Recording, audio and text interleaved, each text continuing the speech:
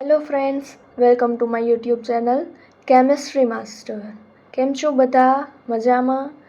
Okay, તો આપણે જોઈ રહ્યા છીએ ક્લાસ 11 કેમિસ્ટ્રી ચેપ્ટર નંબર 1 રસાયણ વિજ્ઞાનની કેટલીક પાયાની સંકલ્પનાઓ, કે જેમાં આપણે જોઈ રહ્યા છીએ રાસાયણિક સંયોગીકરણના નિયમો.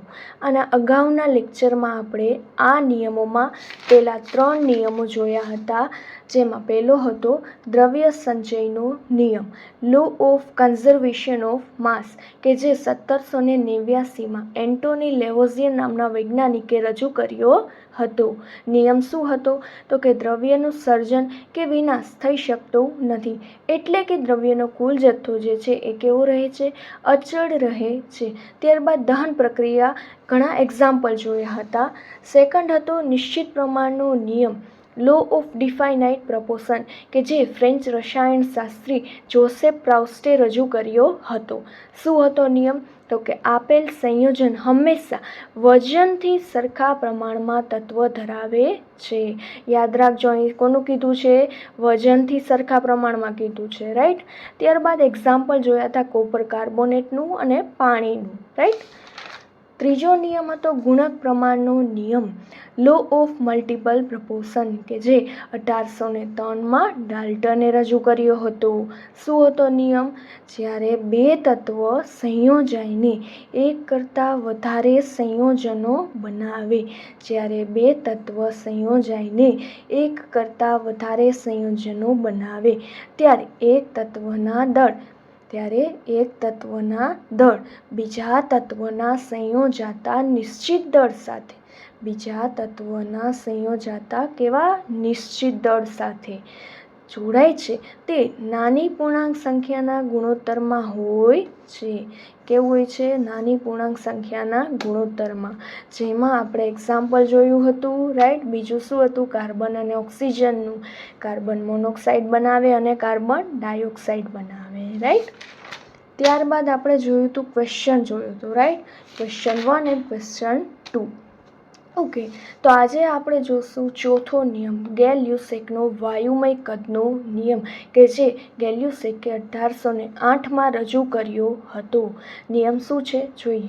જ્યારે રાસાયણિક પ્રક્રિયામાં વાયુઓ, યાદ રાખજો, અહીં કોની વાત થાય છે? વાયુઓની વાત થાય છે. જ્યારે રાસાયણિક પ્રક્રિયામાં વાયુઓ સંયોજાય છે અથવા ઉત્પન્ન થાય છે, ત્યારે જો વાયુઓ સમાન તાપમાને અને દબાણે હોય તો તેમના કદ સાદો ગુણોત્તર દર્શાવે છે. યાદ રાખજો, પહેલાં તો વાયુઓની વાત કરી છે, ત્યારબાદ શું કીધું? તાપમાન અને દબાણ કેવા હોવા જોઈએ? સમાન હોવા જોઈએ. તો તેમના કદનો ગુણોત્તર કેવો મળે છે? સાદો ગુણોત્તર દર્શાવે છે. ફોર એક્ઝામ્પલ, હાઇડ્રોજન અને ઓક્સિજન ભેગા મળીને પાણીની બાષ્પ બનાવે છે. અહીંયા વાયુઓની વાત કરી છે, એટલે પાણી કેવા સ્વરૂપે છે? બાષ્પ સ્વરૂપે છે. અને હાઇડ્રોજન અને ઓક્સિજન કેવા છે? ગેસિયસ સ્ટેટમાં છે, રાઈટ. હવે ફોર એક્ઝામ્પલ, હાઇડ્રોજન મેં 100 મિલી લીધું છે, ઓક્સિજન મેં 50 મિલી લીધું છે. બંને સંયોજાઈને H2Oની બાષ્પ બનાવે છે. એ કેટલા મિલી છે? 100 મિલી બનાવે છે, રાઈટ. તો હવે અહીં શું કીધું? કદનો સાદો ગુણોત્તર દર્શાવે છે. તો હું હાઇડ્રોજન અને ઓક્સિજનના કદનો ગુણોત્તર લઉં તો મને શું મળે છે? 2:1. ત્યારબાદ જોઈએ બીજું એક્ઝામ્પલ, નાઇટ્રોજન અને હાઇડ્રોજન ગેસ સંયોજાઈને એમોનિયા બનાવે છે, NH3. તો નાઇટ્રોજન, હાઇડ્રોજન અને એમોનિયા કેવા છે? ગેસિયસ સ્ટેટમાં છે. ફોર એક્ઝામ્પલ, મેં 100 મિલી નાઇટ્રોજન લીધું, 300 મિલી હાઇડ્રોજન લીધું, એ બંને સંયોજાઈને 200 મિલી એમોનિયા આપે છે. તો નાઇટ્રોજન અને હાઇડ્રોજનના કદનો ગુણોત્તર મને શું મળે છે? 1:3. હવે ફોર એક્ઝામ્પલ, નાઇટ્રોજન અને એમોનિયાના કદનો ગુણોત્તર મારે લેવો હોય તો શું મળશે મને? તો કે નાઇટ્રોજન 100 મિલી અને એમોનિયા કેટલું બને છે? 200 મિલી. તો બંનેના કદનો ગુણોત્તર મને શું મળ્યો? 1:2. ઓકે. ત્યારબાદ એક્ઝામ્પલ છે હાઇડ્રોજન અને ક્લોરીન ભેગા મળીને HCl બનાવે છે. આ ત્રણેય કેવા છે? આ ખાસ ધ્યાન રાખજો, ગેસિયસ સ્ટેટમાં છે, right. For example 50 milli hydrogen 50 milli chlorine ભેગા મળીને 100 મિલી HCl બનાવે છે. તો હાઇડ્રોજન અને ક્લોરિન ગેસના કદનો ગુણોત્તર મને શું મળે છે? 1:1. ફોર એક્ઝામ્પલ હાઇડ્રોજન અને HClનો ગુણોત્તર લેવો હોય તો શું મળશે? તો કે હાઇડ્રોજન 50 મિલી, HCl કેટલું બને છે? 100 મિલી. તો શું મળશે મને? 1:2. ઓકે, સમજાઈ ગયું? હવે આમાં શું મળ્યું? બધામાં કદનો સાદો ગુણોત્તર મળ્યો. મતલબ કે આ નિયમને કદથી નિશ્ચિત પ્રમાણનો નિયમ પણ કહેવાય છે. કદથી નિશ્ચિત પ્રમાણનો નિયમ પણ કહેવાય છે. ઓકે, તો આ નિયમમાં શું જોયું? તો કે 1808માં ગેલિયસે આપ્યો હતો. ત્યારબાદ કન્ડિશન શું હતી? તો કે વાયુઓ માટે આ નિયમ છે અને તાપમાન અને દબાણ કેવા હોવા જોઈએ? સમાન હોવા જોઈએ. ઓકે, લાસ્ટ 5મો નિયમ જોઈએ, એવોગેડ્રો નિયમ. આ નિયમ એવોગેડ્રોએ 1811માં રજૂ કર્યો હતો. ટેક્સ્ટ બુકમાં એવોગેડ્રોનું આખું નામ આપ્યું છે, તમે જોયું હતું? લોરેન્ઝો, રોમેનો, એમિડો, કાર્લો એવોગેડ્રો, ડી કાર્લો. બાપ રે, કેટલું ગજબનું નામ છે, રાઈટ? આપણે ગુજરાતીઓમાં આવા નામ ના ચાલે કા? ગુજરાતીઓના નામ બહુ મસ્ત હોય છે. ગુજરાતી તો ગુજરાતી છે, એમની વાત ના થાય.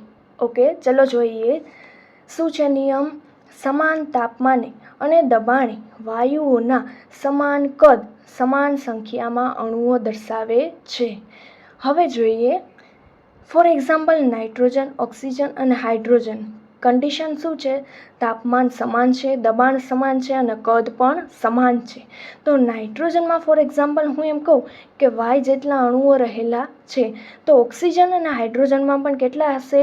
Y જેટલા જ અણુઓ રહેલા હશે. શા માટે? તો કે તાપમાન, દબાણ અને કદ કેવું છે? સમાન છે. આ ખાસ યાદ રાખવાનું છે. ઓકે, ત્યારબાદ ફોર એક્ઝામ્પલ એક પાત્રમાં હું હાઇડ્રોજન લઉં છું, ઓક્સિજન લઉં છું અને એમોનિયા લઉં છું. ઓકે, ત્રણેયના કદ કેવા રાખું છું? હું સમાન રાખું છું. 100 મિલી આ લઉં છું, 100 મિલી આ લઉં છું અને 100 મિલી NH3 લઉં છું. ઓકે, કદ કેવા થઈ ગયા? સમાન થઈ ગયા. તાપમાન અને દબાણ પણ કેવા રાખું છું? સમાન રાખું છું. તો હાઇડ્રોજનમાં ફોર એક્ઝામ્પલ એ મોલેક્યુલ્સ છે, તો ઓક્સિજન અને NH3 એમોનિયામાં કેટલા મોલેક્યુલ્સ હશે? કેટલા અણુઓ હશે? તો કે એમાં પણ એ જેટલા જ હશે. આ કોનો નિયમ છે? એવોગેડ્રોનો નિયમ. તો એવોગેડ્રોનો નિયમ. ઓકે, ત્યારબાદ જોઈએ for example 100 milli CH4 methane વાયુમાં Y જેટલા અણુઓ રહેલા છે, તો 100 મિલી ઓક્સિજન વાયુ O2 વાયુમાં કેટલા અણુઓ હશે? તો કન્ડિશન શું છે? તાપમાન અને દબાણ કેવા છે? સમાન છે. અને કદ જોઈએ તો શું છે? 100 મિલી 100 મિલી સમાન છે. તો અણુઓની સંખ્યા કેવી હોવી જોઈએ? એવોગેડ્રો મુજબ સમાન. મતલબ કે ઓક્સિજન વાયુમાં પણ કેટલા અણુઓ હશે? Y જેટલા જ અણુઓ હશે. હવે તાપમાન અને દબાણ સમાન રાખું છું, પરંતુ 50 મિલી H2 વાયુ લઉં તો એમાં કેટલા અણુઓ હશે? તો 100 મિલીના કેટલા થઈ ગયા? અડધા થઈ ગયા. કદ કેવું થઈ ગયું? અડધું થઈ ગયું. તો અણુઓની સંખ્યા પણ કેવી થઈ જશે? અડધી થઈ જશે. ઓકે, ત્યારબાદ જોઈએ 200 મિલી નાઇટ્રોજન વાયુ લઈ લઉં તો 100 મિલીથી કેવું થઈ ગયું? એકદમ બમણું થઈ ગયું. તો અણુની સંખ્યા પણ કેવી થઈ જશે? બમણી. મતલબ કે આમાં 2Y જેટલા અણુઓ રહેલા હોય. હવે 100 મિલી લીધું હતું, અહીંયા હું 10 મિલી CO2 લઈ લઉં તો આ 100નું કેટલામું થઈ ગયું? 10મા ભાગનું થઈ ગયું. 10 મિલી. તો અણુઓની સંખ્યા પણ કેવી થઈ જશે? 10મા ભાગની. મતલબ કે આમાં 10 મિલી CO2 વાયુમાં સમાન તાપમાન અને દબાણે Y/10 જેટલા અણુઓ રહેલા હશે. સમજાઈ ગયું? ઓકે, આ હતો એવોગેડ્રો રૂલ્સ. ત્યારબાદ ક્વેશ્ચન જોઈએ. 100 મિલી મિથેન એટલે કે CH4 ઓક્સિજન O2 સાથે દહન પામીને CO2 અને H2O આપે છે, તો ઓક્સિજન અને CO2નું કદ શોધો. ઓકે, તો પહેલાં તો આપણે શું કરશું? દહન પ્રક્રિયા લખશું મિથેનની. મિથેન ઓક્સિજન સાથે દહન પામીને CO2 અને H2O આપે છે. ઓકે, પ્રક્રિયા જોઈ લીધી, રાઈટ? હવે જોઈએ અહીંયા મિથેન કેટલું છે? 1 છે. કાંઈ ન હોય તો આગળ 1 હોય તો 1 કદ છે. ત્યારે ઓક્સિજન કેટલું છે? 2 કદ છે. ત્યારે CO2 કેટલું છે? 1 કદ. હવે H2O કેટલું છે? તો કે નહીં, અહીંયા વાત કોની કરવાની છે? ફક્ત વાયુઓની વાત કરવાની છે કે જે ગેસિયસ સ્ટેટમાં રહેલા છે એમની. H2O કેવું છે? લિક્વિડ સ્ટેટમાં આપેલું છે, માટે આપણે H2Oની વાત કરવાની થતી નથી. ઓકે, તો હવે જોઈએ શું કીધું છે આપણને. ઓક્સિજન અને CO2નું કદ શોધવાનું કીધું છે. મિથેનનું આપણને આપી દીધું છે, કેટલું છે? 100 મિલી. ઓકે, તો હવે જોઈએ, એક કદ CH4 એટલે કે મિથેન હોય ત્યારે આપણને કેટલું મળે છે? 2 કદ O2 મળે છે. મતલબ કે આપણે જોઈએ તો કદનો ગુણોત્તર કેવો છે? 2 વચ્ચે 1:2 નો. ઓકે, તો અહીંયા 100 મિલી આપ્યું છે ત્યારે O2 કેટલું હોય? તો કે 100 ગુણ્યા 2, 200 મિલી ઓક્સિજન હોય. એવી જ રીતે હવે CO2નું જોઈએ તો એક કદ CH4 હોય ત્યારે CO2 કેટલું છે? 1 કદ, રાઈટ? તો 100 મિલી હોય ત્યારે કેટલું હોય? 100 ગુણ્યા 1, 100 મિલી CO2. મતલબ ઓક્સિજન કેટલું મળ્યું આપણને? 200 મિલી. અને CO2 કેટલું મળ્યું આપણને? 100 મિલી. કેમ? તો કે ઓક્સિજન અને CH4ના કદનો ગુણોત્તર કેવો હતો? 1:2. અને CH4 અને CO2ના કદનો ગુણોત્તર કેવો હતો? 1:1. અહીં 1 કદ હતું તો અહીંયા 1 કદ હતું. ઓકે, આ સમજાઈ ગયું ક્વેશ્ચન? ઓકે, ત્યારબાદ ક્વેશ્ચન નંબર 2 જોઈએ. 60 મિલી નાઇટ્રોજન અને 60 મિલી હાઇડ્રોજન સંયોજાઈને એમોનિયા બનાવે છે, તો એમોનિયાનું કદ શોધો. અને પ્રક્રિયાને અંતે કેટલા મિલી નાઇટ્રોજન પ્રક્રિયા પામ્યા વિનાનો રહેશે? ઓકે, ક્વેશ્ચન સમજીએ. પહેલાં આપણે પ્રક્રિયા લખીએ. નાઇટ્રોજન, હાઇડ્રોજન ભેગા મળીને શું બનાવે છે? એમોનિયા NH3 બનાવે છે. હવે શું કીધું છે? આ કેટલું લેવાનું છે? 60 મિલી. આ કેટલું લેવાનું છે? 60 મિલી. ભેગા મળીને NH3 બનાવે, તો આનું કદ શોધવાનું છે. ઓકે, તો પહેલાં તો જોઈએ પ્રક્રિયામાં આ કેટલું છે? કાંઈ ન હોય તો 1 કદ. આ કેટલું છે આગળ? 3 કદ. ત્યારે આપણને કેટલું મળે છે? 2 કદ જેટલું. હવે જોઈએ, ફોર એક્ઝામ્પલ, 1 કદ નાઇટ્રોજન હોય ત્યારે કેટલું જોઈએ છે? 3 કદ હાઇડ્રોજન જોઈએ છે. અહીંયા આપણે જોયું, મતલબ કે કદનો ગુણોત્તર આ બે વચ્ચે કેટલો છે? 1:3 છે. તો હવે હું નાઇટ્રોજન આપણને 60 મિલી આપ્યું છે, તો હું 60 મિલી નાઇટ્રોજન લઉં તો હાઇડ્રોજન મારે કેટલું જોઈએ? તો કે 60 ગુણ્યા 3, 180 મિલી. પરંતુ આપણને કન્ડિશનમાં શું કીધું છે? કેટલું આપ્યું છે? 60 મિલી હાઇડ્રોજન જ આપ્યું છે, 180 આપ્યું નથી. વધુમાં વધુ 60 આપ્યું છે. ઓકે, તો આપણે 60 મિલી હાઇડ્રોજન લઈ અને નાઇટ્રોજનને ઘટાડી દઈએ. ઓકે, ચલો એમ કરીએ. 3 કદ હાઇડ્રોજન હોય ત્યારે કેટલું જોઈએ?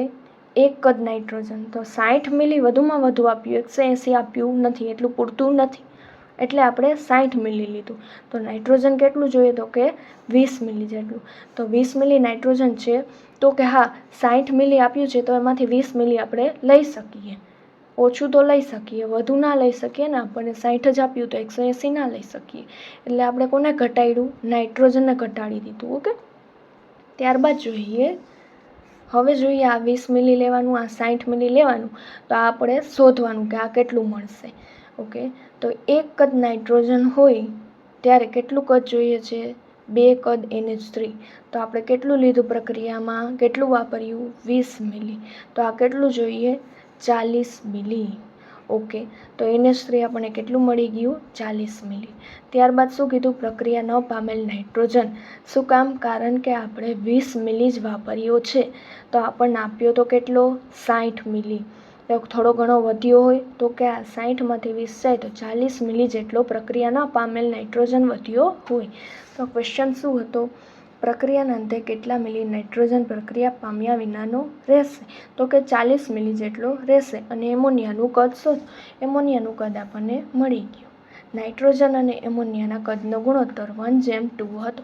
એમાંથી આપણે નાઇટ્રોજન 20 મિલી લીધું. 20 મિલી શું કામ લીધું? તો કે હાઇડ્રોજન અહીં 180 મિલી લેવાનું આવતું હતું, પરંતુ આપણને 60 મિલી જ આપ્યું છે, એટલે વધુમાં વધુ 60 મિલી લઈ શકીએ. તો નાઇટ્રોજનને ઘટાડવું પડે. તો શું કામ ઘટાડવું પડે? કેમ કે એમનો બંનેનો ગુણોત્તર કેટલો છે? 1:3 છે. જો આ 60 લઈ તો આ 3 ગણું લેવું પડે, એટલે કે 180 લેવું પડે. પરંતુ આપણને 60 આપ્યું છે બંને, તો આ 60 લઈ તો આ એના ત્રીજા ભાગનું લેવું પડે. તો કે હા 20 મિલી લઈ શકીએ છીએ. કેમ? તો કે 60 મિલી આપ્યું છે, એમાંથી 20 મિલી લઈ શકીએ, પરંતુ 60 મિલીમાંથી 180 મિલી લઈ શકી નહીં. ઓકે, સમજાઈ ગયો દાખલો? ખૂબ જ સરસ દાખલો હતો, સમજવા જેવો. બરાબર. હવે જોઈએ ડાલ્ટનનો પરમાણ્વીય સિદ્ધાંત, ડાલ્ટન્સ એટોમિક થિયરી.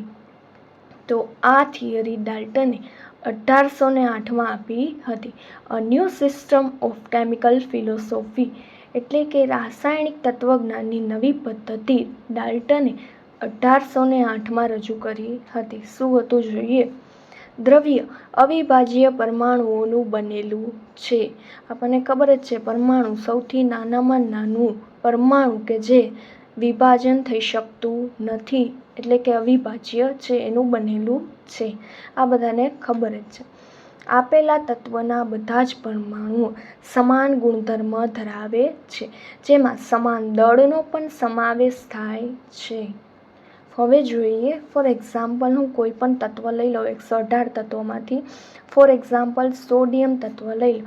તો આ તત્વોમાં સોડિયમના જેટલા પણ પરમાણુઓ છે એ બધા જ કેવા છે? સમાન દળ ધરાવે છે. પરંતુ જુદા જુદા પરમાણુઓના દળ કેવા હોય છે? અલગ અલગ. મતલબ કે હું ક્લોરીન લઈ લઉં તો એ ક્લોરીનના પરમાણુ અને સોડિયમના પરમાણુ બંને કેવા હશે? અલગ અલગ દળ ધરાવે છે. પરંતુ એક જ તત્વના, એટલે કે સોડિયમ તત્વના બધા જ પરમાણુ કેવા હશે? સમાન દળ ધરાવે છે. હવે તત્વ ચેન્જ થઈ ગયું, ક્લોરીન થઈ ગયું, તો ક્લોરીન સોડિયમ કરતાં અલગ દળ ધરાવે છે. જ્યારે અલગ અલગ તત્વના પરમાણુઓ નિશ્ચિત ગુણોત્તરમાં સંયોજાય ત્યારે જ સંયોજન બનાવે છે. આપણે આગળ જોયું ને નિશ્ચિત પ્રમાણનો નિયમ, વજનથી નિશ્ચિત પ્રમાણમાં ધરાવતા હતા બધા. ત્યારબાદ ગુણક પ્રમાણનો નિયમ જોયો. શું હતું? બધું જોયું, રાઈટ? તો એ જ રીતે પરમાણુઓ નિશ્ચિત ગુણોત્તરમાં સંયોજાય છે. ફોર એક્ઝામ્પલ સોડિયમ અને ક્લોરીન ભેગા મળીને NaCl બનાવે છે. તો બંનેનો નિશ્ચિત ગુણોત્તરમાં સંયોજાય છે. એવું નથી કે અહીંયા હું 3/2 સોડિયમ લઈ લઉં, અહીંયા હું 1.5 ક્લોરીન લઈ લઉં અને NaCl બનાવે. બંનેનું પ્રમાણ કેવું હોવું જોઈએ? નિશ્ચિત હોવું જોઈએ. ગુણોત્તર કેવો હોવો જોઈએ? નિશ્ચિત હોવો જોઈએ. ત્યારબાદ જોઈએ રાસાયણિક પ્રક્રિયામાં પરમાણુઓની ફેરગોઠવણી થાય છે, પરંતુ પરમાણુ ઉત્પન્ન થતો નથી કે નાશ પણ થતો નથી. ફોર એક્ઝામ્પલ Na+Cl ભેગા મળી સોડિયમ ક્લોરાઇડ બનાવે છે. તો આમાં Na અને ક્લોરીન બંનેના પરમાણુઓની ગોઠવણીમાં ચેન્જીસ થઈને NaCl બને છે. NaCl એકબીજા સાથે ગોઠવાય છે, એની ગોઠવણી ચેન્જ થાય અને NaCl બનાવે છે. પરંતુ એવું નથી થતું કે આમાંથી અડધા Na છે સોડિયમના પરમાણુ એ નાશ થઈ જાય, કે સોડિયમના પરમાણુ એમાંથી બમણા ઉત્પન્ન થાય, એવું કંઈ થતું નથી. નાશ થતો નથી કે ઉત્પન્ન થતું નથી. ફક્ત શું થાય છે? એની ગોઠવણીમાં ચેન્જીસ થાય છે. એવી જ રીતે હાઇડ્રોજન અને ઓક્સિજન ભેગા મળી પાણી બનાવે છે. તો હાઇડ્રોજન કે ઓક્સિજન એકયના પરમાણુઓ વધઘટ થતી નથી, ઓછા થતા નથી કે નાશ પણ થતા નથી કે નવા બીજા ઉત્પન્ન પણ થતા નથી. ફક્ત એની ગોઠવણીમાં ચેન્જીસ થાય છે. તો હા હતો ડાલ્ટનનો પરમાણ્વીય સિદ્ધાંત. આગળ આપણે શું જોયા? તો કે એવોગાડ્રો રૂલ્સ જોયો. ત્યારબાદ શું જોયું હતું? ગેલ્યુસેકનો વાયુમય કદનો નિયમ જોયો હતો. ઓકે, આઈ હોપ તમને બધાને ખૂબ જ સરળ રીતે સમજાઈ ગયું હશે. મેં ખૂબ જ ટ્રાય કરી છે કે તમને ઇઝી વેથી સમજાઈ જાય, રાઈટ? ઓકે, તો મારો આ વિડીયો તમને ગમ્યો હોય તો તમારે લાઈક કરવાનું છે, શેર કરવાનું છે અને સબસ્ક્રાઈબ કરવાનું છે. Okay, thank you, by.